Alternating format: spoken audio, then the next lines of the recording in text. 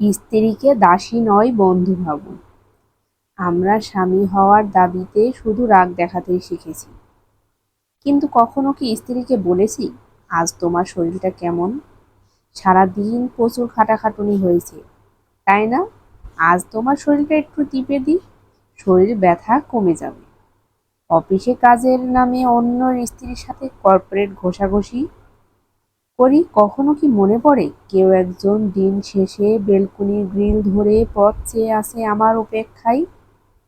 Office থেকে ফিরে ক্লান্ত শরীরে মেজাজ গরমে স্ত্রীকে বলি, দুধ, চিনি, ভাত, ডাল দিয়ে তাড়াতাড়ি এক কাপ চা দাও। তখনও কি একবারের জন্য মনে হয় না, এই মানুষটাও তো সারাদিন আমার মতো কামলা দিয়েছে, তার আমার মধ্যে পার্থক্য সে ঘরে দিয়েছে আর আপনি বাইরে দিয়েছেন। রাতে ঘুমের ভান ধরে কম্বলের নিচে মেসেঞ্জারে ডিজিটাল পরক্রিয়া করার সময় ঘুমন্ত স্ত্রীর কথা একবারও মনে পড়ে না। আপনি তার বিশ্বাস ও আস্থার জায়গাটা নষ্ট করে ঠকাচ্ছে। বাকি রইল বিয়ে। দেনমোহর আর কবুল বলেই স্বামী হওয়া যায় না। স্বামী একটা অন্ধবিশ্বাস, ভরসাময় আস্থা। ভালোবাসায় স্ত্রী অফুরন্ত সুখ শান্তি। স্ত্রী মানে রোবট না, স্ত্রী আপনার মতো রক্ত মাংসে গড়া একজন মানুষ। তাকে বুঝুন, বোঝার চেষ্টা করুন, বোঝা উচিত।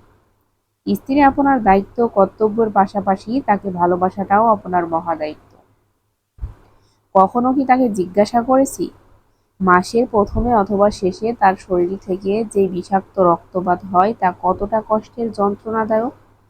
যৌনতায় ভালোবাসা থাকে না, ভালোবাসা থাকে গভীর রাতে যৌন মিলন না করে স্ত্রীকে বুকে জড়িয়ে নিজের হৃৎপিণ্ডে ঢুকে তার কষ্টের কথাগুলা শোনার মাঝে, তাকে সান্ত্বনার মাঝে।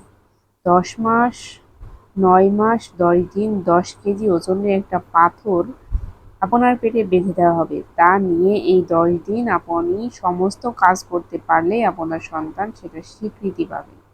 স্ত্রীকে ভোগ করতে না, ভালোবাসতে শিখুন, বুঝতে শিখুন যে সে কি চায়। ভিডিওটি ভালো লাগলে অবশ্যই একটা লাইক এবং কমেন্ট করে জানিয়ে যাবেন ভিডিওটি কেমন লেগেছে।